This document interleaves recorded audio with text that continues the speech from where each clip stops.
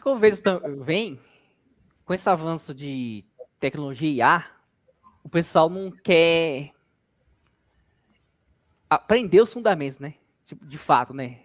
Igual como você fez, trabalhou desde o chão de fábrica até agora, entendeu todo o processo. Eles querem deixar tudo na mão da IA. E isso é um perigo. Isso é um perigo constante e que pode trazer algumas vantagens, como também muitas desvantagens. Principalmente porque as pessoas vão ficar carentes de aprendizado e dependente da inteligência artificial, dependente do avanço tecnológico. E, na realidade, o que nós deveríamos realmente buscar era um conhecimento interno.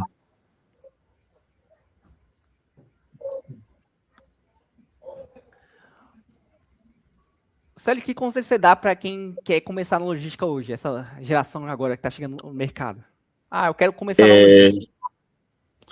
Se ela não tiver nenhuma base anterior, não tiver, por exemplo, eu recomendo um Excel avançado, eu recomendo o PowerPoint, eu recomendo uma formação técnica apenas em logística, e eu recomendo que ela tenha bastante vontade de trabalhar no setor, porque é um setor dinâmico, é um setor amplo e é um setor que vai dar muito direcionamento à sua vida.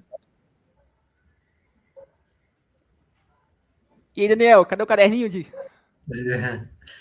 Ô, Esse Sérgio, caderno eu tenho medo.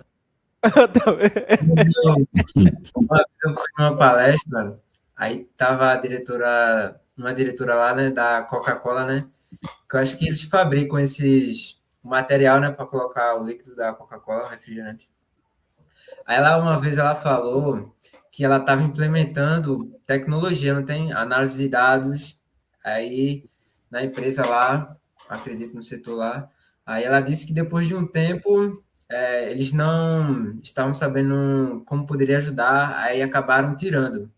Aí depois eles falaram que vão colocar aos poucos para ir ver como que ia ajudar eles, não tem? Aí você vê muito isso, a tecnologia vindo para as empresas, mas não sabendo se adequar, elas tiram. Aí depois elas vão colocar de novo. Eu vejo bastante, muitas e muitas empresas buscando profissionais que tenham noções tecnológicas e elas não utilizam dentro das mesmas. Isso aí é notório que acontece. Por outro lado, como você falou anteriormente, existe sim da empresa ter boa vontade de colocar tecnologias avançadas na mesma, mas ela não sabe qual a base que ela está colocando aquilo, o porquê, qual o desejo, qual o fundamento. Então, automaticamente, falta uma clareza de comunicação. Então, o colaborador, muitas vezes, não sabe para que lado ele vai, não sabe o porquê que ele vai utilizar aquela metodologia. Ou seja, vocês têm alguma forma de fazer um planejamento de peças? Tipo, não sei se você já trabalhou numa indústria que tem que fazer um planejamento de quantas peças precisa para montar, tipo, numa cadeira. Geralmente a ficha técnica de produto, ela é feita com o produto pronto.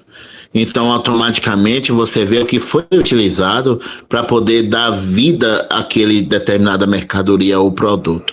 E aí, automaticamente, você lança em uma planilha tudo que foi utilizado, que é uma ficha técnica do produto. Então, quando você vai fazer X produto, ele automaticamente ele já tira do seu estoque a determinada quantidade de utilização de cada um. Então, tudo fica mais fácil a partir do momento que você tem um controle, que você tem a noção do que você realmente necessita controlar. Por exemplo, são utilizados 10 parafusos, são utilizados 20 porcas. Aí, se você vai produzir 20 cadeiras, então você vai produzir utilizando 20 vezes 10 parafusos, 20 vezes 20 porcas. Então, automaticamente, você vai ter uma ficha técnica do produto sempre atualizada. Academicamente, eles chamam isso de árvore do produto. Isso é que você falou. Perfeitamente.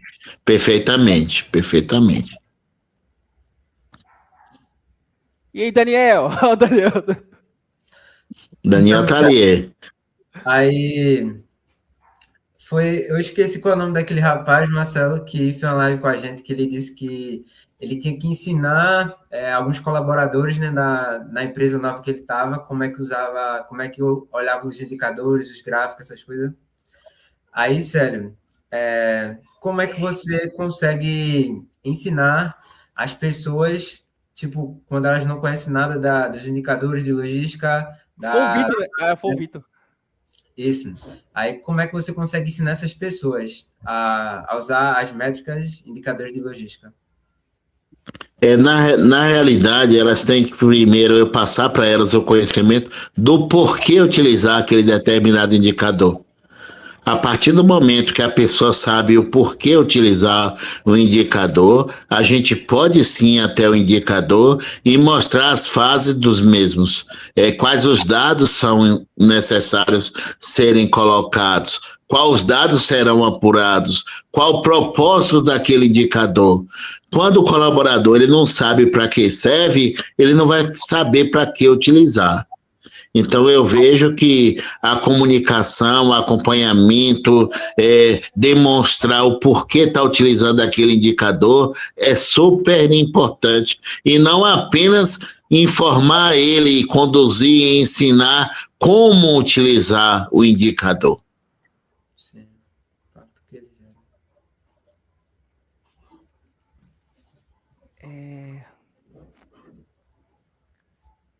Na logística, né, voltando, tem dois tipos de giro de estoque, né? Tem um giro físico e tem um giro monetário, né? Como esses dois indicadores podem trabalhar em conjunto?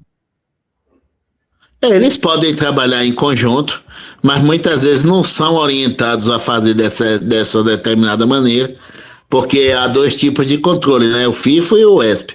Então, muitas vezes, muitas empresas elas não querem vender o produto mais velho primeiro, ela quer vender o mais novo, porque já está apurado ali um valor real um pouco maior. Mas o mais adequado é que o primeiro que entra é o primeiro que sai. Então, automaticamente, monetariamente, vai ficar sempre elevado o estoque. Por exemplo, tem produtos que, quando você vai fazer o patrimônio líquido, você muitas vezes comprou esses produtos por R$2, mas hoje uma nova compra é R$10. Aí o que é que acontece? Você comprou de 2, hoje é 10, o que vai valer para você vai ser esses 10. Então você vai multiplicar os 10 pela quantidade justamente para você ter uma noção. Então, muitas vezes as empresas elas não querem onerar muito monetariamente, elas preferem analisar pelas suas primeiras compras. Mas aí depende muito da gestão de contabilidade junto com a gestão financeira. A logística vai apenas passar os dados verdadeiros para poder serem utilizados.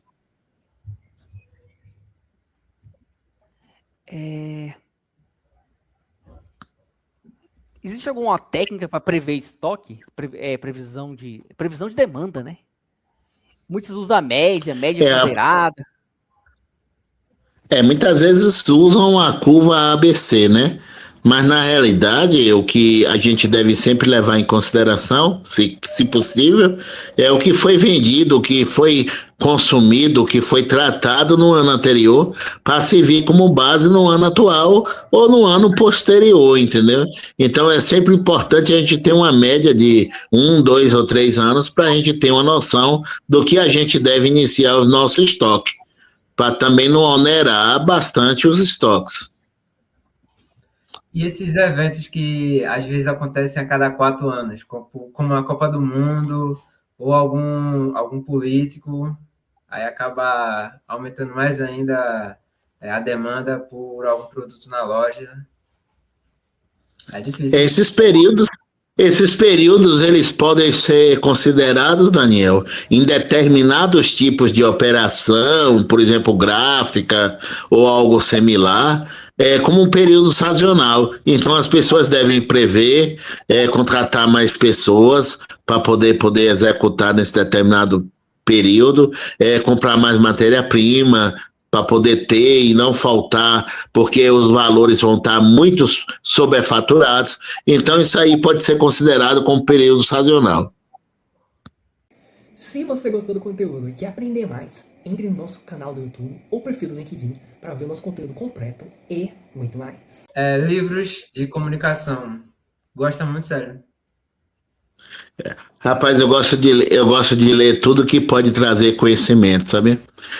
Muitos falam que a internet é um mundo sem lei, né? Mas depende daquilo que você vai buscar na internet. Por exemplo, na utilização de internet, eu já fiz aproximadamente, para não ser exagerado, centenas de cursos, nos quais me trouxeram novamente entendimento que muitas vezes estavam esquecidos pela falta de utilização. Então, eu gosto bastante de ler, eu gosto